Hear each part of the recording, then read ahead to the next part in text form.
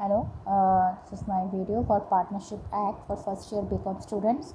जो आज मैं बीकॉम स्टूडेंट्स के जो टॉपिक लाई हूँ उसे हम कहेंगे पार्टनरशिप एक्ट। मेरा लास्ट टॉपिक था सोल प्रोप्राइटरशिप और आज है पार्टनरशिप एक्ट जो आया था 1932 में, जो एक पार्ट है इंडियन कॉन्ट्रैक्ट एक्ट 1872 का, जिसमें हम आपको ये बताएंगे कि पार्टनरशिप एक्ट क्या रहता है। तो पार्टनरशिप एक्ट का मतलब होता है it is a relation between two or more persons who agree to share their profits of the business and carried by all, और it may be any one of them acting for all. इस simple सी definition का अर्थ ये होता है कि भाई पार्टनरशिप जो एक्ट है उसमें ये कहा जाता है कि या तो चारों ही लोग उस पार्टनरशिप एक्ट में काम करते हैं या फिर कोई पर्टिकुलर एक बंदा उस चार पार्टनरों में से जो काम कर रहा है उसके डिसीजंस जो भी होते हैं उनको बाकी तीन लोग मानते हैं और उसके अकॉर्डिंगली चलते हैं, whether they give a profits और लॉसेस। इसे हम कहते हैं पार्टनरशिप। अब पार्टनरशिप में एसेंशियल एलिमेंट्स क्या रहते हैं? तो पहला एसेंशियल एलिमेंट है बेटा कि it may B a contract, it is a contract. यहाँ पे क्या होता है, जो भी पार्टनरशिप दो लोगों के बीच में हुई, तीन लोगों के बीच में हुई या चार लोगों के बीच में हुई, जैसे कि मैंने आपको बताया कि पार्टनरशिप में मैक्सिमम मेंबर्स 50 रहते हैं और मिनिमम 2 रहते हैं। तो there must be a contract between 2 और मोर पर्सन, दो से या दो से अधिक लोगों के बीच में रहेगा। पर्सन को हम डिफाइन करते हैं दो प्रकार से, natural person and artificial person. Okay, third आता है agree to share their profit on a business, जो भी प्रॉफिट होगा उसको शेयर करेगा as well as their losses also with the object of profit share. Genuine सी बात है, कोई भी बिजनेस बिना प्रॉफिट के लिए तो किया जाता नहीं है। तो अगर हम प्रॉफिट होगा तभी उसी उद्देश्य से हम बिजनेस करते हैं, तो इसमें भी यही उद्देश्य रहता है। The business must be carried on by all or any one of them acting for all. मतलब या तो चारों लोग ही, अगर जो चार लोगों के बीच में कोई बिजनेस चल रहा है तो चारों लोग ही उस बिजनेस का एक ही गोल लेके चलते हैं, otherwise one of them acting for all. इसका अर्थ ये होता है कि कोई एक उस बिजनेस के सारे डिसीजंस को लेता है, सारे वर्क को संभालता है और बाकी सब उसको फॉलो करते हैं। ओके, अब इसमें बहुत इंपॉर्टेंट नोट है जो आप डाल लीजिएगा, लीगल रिप्रेजेंटेटिव। इन केस दो लोगों की पार्टनरशिप चल रही थी, उसमें से किसी एक की डेथ हो जाती है, तो अगर उसका कोई बेटा है या उसका कोई लीगल रिप्रेजेंटेटिव है तो क्या वो डायरेक्टली पार्टनर बन जाता है? जी नहीं, ऐसा नहीं होता।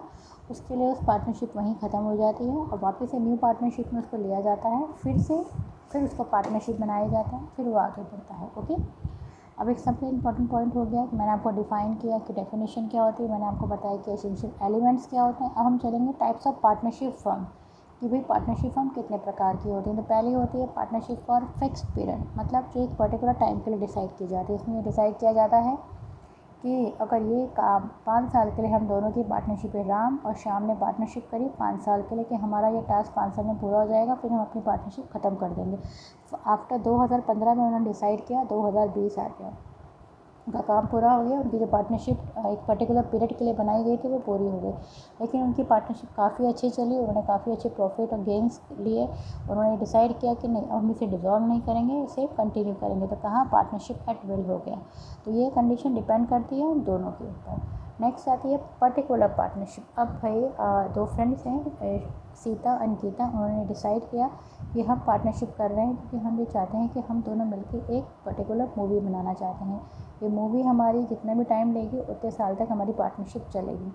तो जैसे ही मूवी ख़त्म हुई, सीता ने और गीता ने डिसाइड किया कि just we dissolve our partnership. तो अगर उनको ऐसा लगता है कि नहीं, हमारी इस मूवी के दौरान हमारी पार्टनरशिप काफ़ी अच्छी रही, तो हमें अब नेक्स्ट मूवी के लिए भी एक दूसरे को पार्टनर बना के रखना चाहिए, तो वो हो जाएगा partnership at will. Okay, and third type of partnership at will कहा जाता है, जिसमें कोई टाइम ड्यूरेशन की बाउंडेशन नहीं होती। तो मैंने आपको कितने प्रकार की पार्टनरशिप फॉर्म बताएं, एक तो फॉर फिक्स टाइम, एक फॉर पर्टिकुलर पार्टनरशिप और एक पार्टनरशिप एट विल। ओके, अब हम चलते हैं सबसे important question, characteristics of partnership, मतलब क्या उसकी कैरेक्टरिस्टिक्स होते हैं। तो पहला पॉइंट होता है एग्रीमेंट। बिना एग्रीमेंट के कोई पार्टनरशिप किसी के बीच में नहीं मानी जाती। ओके, दोनों एग्री होते हैं और एग्रीमेंट किया जाता है आपस में।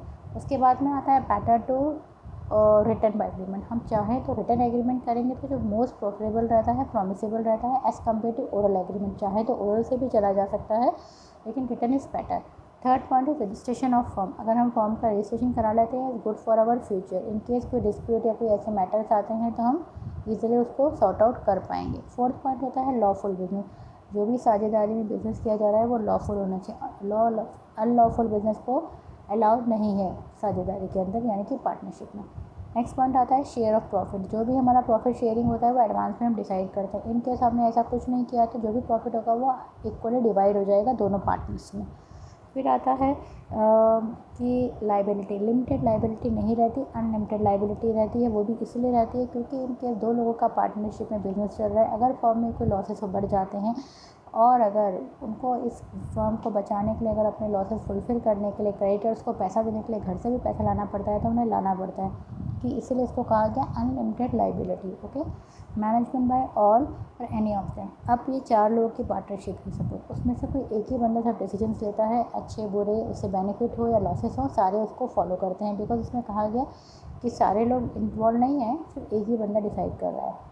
अब रिजोल्यूशन, अगर ये पार्टनरशिप 2 लोगों के बीच में हो रही है या 3 लोगों के बीच में हो रही है, तो उनमें से एक अगर कहता है कि मुझे पार्टनरशिप नहीं रखनी, तो पार्टनरशिप क्या होती है? अगर 3 के बीच में है तो पार्टनरशिप कंटिन्यू रहती है, बस पार्टनरशिप एक से टूटती है, बाकी 2 की कंटिन्यू रहती है और फॉर्म भी कंटिन्यू रहती है। लेकिन इनकेस 2 लोगों की पार्टनरशिप थी और एक कहता है कि नोटिस भेज के कि मुझे पार्टनरशिप नहीं रखनी, तो फर्म भी बंद हो जाती है और पार्टनरशिप भी ख़त्म हो जाती है। ओके, तो ये थे बहुत एसेंशियल एलिमेंट्स, इनकी करेक्टरिस्टिक्स, जिसे हम कहते हैं विशेषताएँ क्या है पार्टनरशिप फर्म की।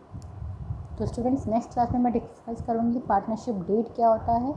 अभी थोड़ा सा मैं आपको बता देती हूँ, एक डॉक्यूमेंटेंस एविडेंस रहता है जो बहुत ज़रूरी होता है पार्टनरशिप में बनाने की। और सेकंड पॉइंट डिस्कस करूँगी कि difference between partnership and sole proprietorship क्या रहता है। थर्ड पॉइंट हम डिस्कस करेंगे कि किस तरीके से हमारे जो टाइप्स ऑफ पार्टनर्स होते हैं वो कौन से होते हैं, किस प्रकार के पार्टनर्स हम इसमें इन्वॉल्व होते हैं पार्टनरशिप के अंदर। सब फोर्थ पॉइंट हम डिस्कस करेंगे कि हमारे जो एग्जामिनेशन पॉइंट ऑफ व्यू से किस प्रकार के क्वेश्चंस पूछे जाते हैं। तो होपफुली आपको ये वीडियो समझ में आ रहे होंगे। जो सोल प्रोप्राइटरशिप का वीडियो भी आपको समझ में आया होगा, आज जो मैं पार्टनरशिप एक्ट का वीडियो लाई हूँ वो भी आपको समझ में आएगा। फिर भी अगर आपको ऐसा लगता है कि ये चीज़ समझ में नहीं आ रही है तो प्लीज़ आप व्हाट्सएप पर मैसेज छोड़िए, जो भी प्रॉब्लम्स होंगी हम आपको सॉर्ट आउट करके देंगे। Okay, thank you so much. Okay.